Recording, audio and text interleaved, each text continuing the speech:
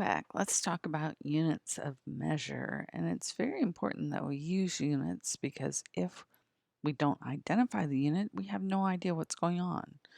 This is New York City, and we could have 28 Celsius or we could have 28 Fahrenheit, and those would be very different days because 28 or 30 Celsius would be, light jacket if a sweater or anything, but 28 Fahrenheit, and you better have your winter coat on. So we would need to know the units for that.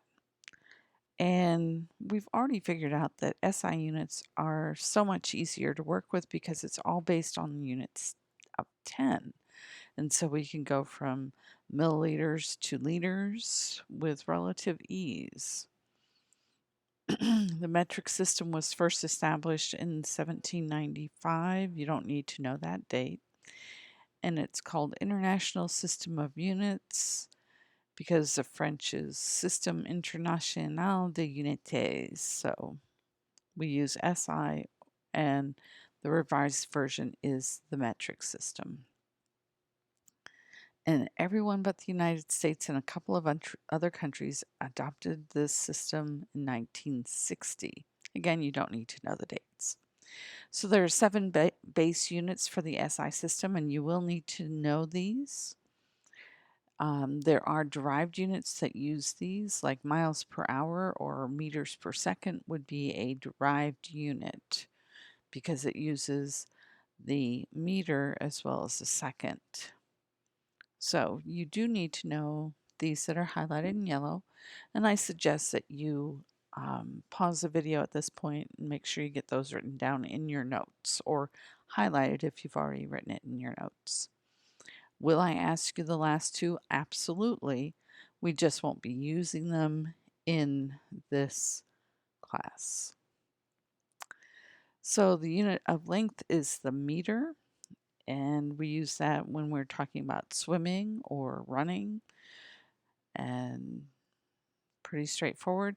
We've already talked about this slide because we've done all of our metric conversions starting last week. And we aren't going to use deci because it gets a little confusing because there's deci and deca.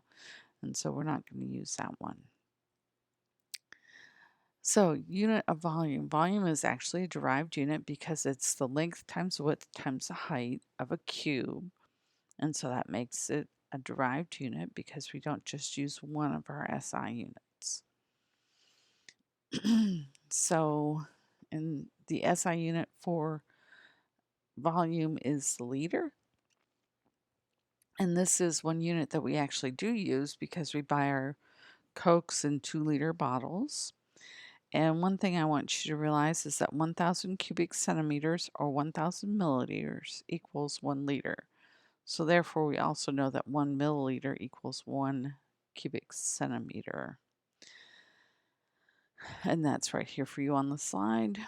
So in lab, we're going to use the milliliter because the liter is just too big, and the volumes that we're dealing with are usually like 300 or 400 milliliters at most. And so we're going to use that instead of the liter. And so here's some kind of a visual so you can see the difference in size between 1 milliliter on the left and 1 liter on the right. And about 20 drops is equal to 1 milliliter. There are devices that we use for measuring liquids, and some of them have more accuracy than others. A beaker doesn't have very many marks on it, and so it's not very accurate.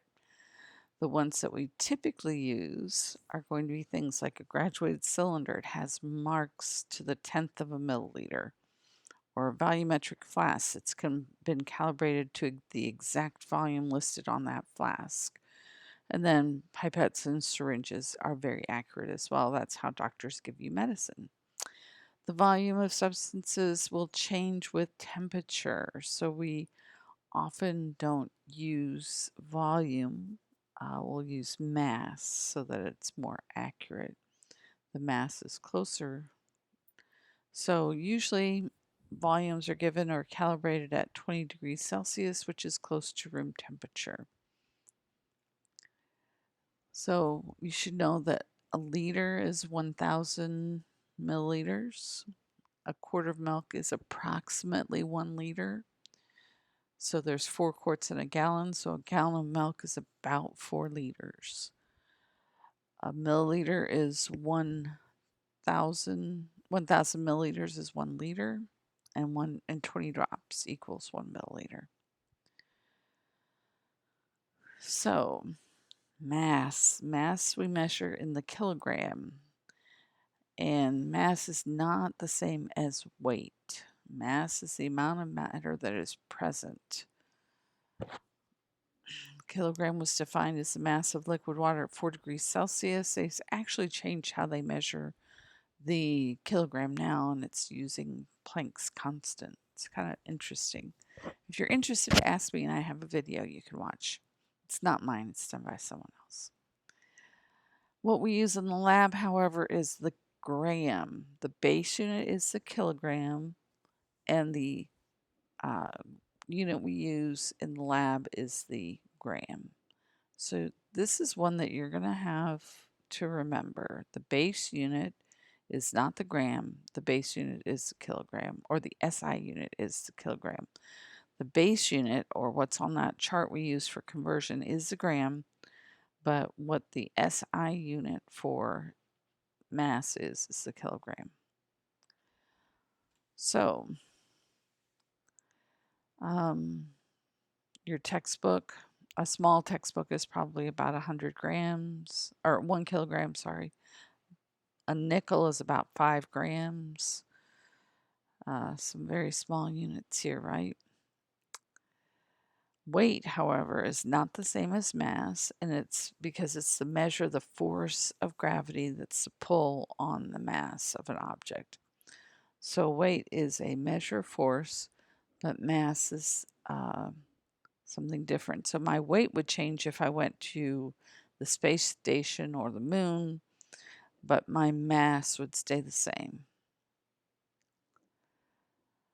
Energy is the capacity to do work or produce heat. The SI unit of energy is the joule. It's named after the English physicist James Prescott Joule. You don't need to know his name or dates.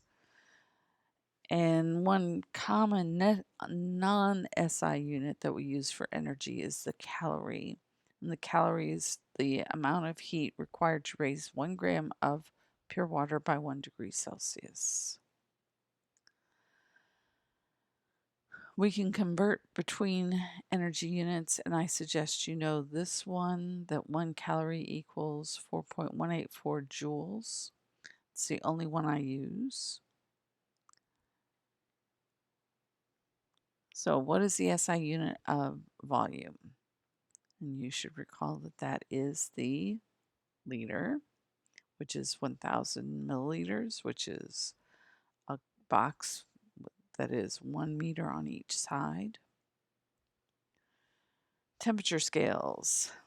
What temperature scales do scientists commonly use? Well, we measure temperature, which is a measure of how hot or how cold it is. It's a measure of its thermokinetic energy. And when two objects are in contact with each other, it will go from the heat flows from the hot area to the colder area, and both objects will end up at a temperature in between the hot and the cold objects. Almost all substances expand with increase in temperature and contract as the temperature decreases. A very important exception to this rule is water. That's why when you have iced tea, the ice floats on the top of the tea rather than at the bottom of the glass. And in fact, if it wasn't so, we would not have life on Earth as we know it.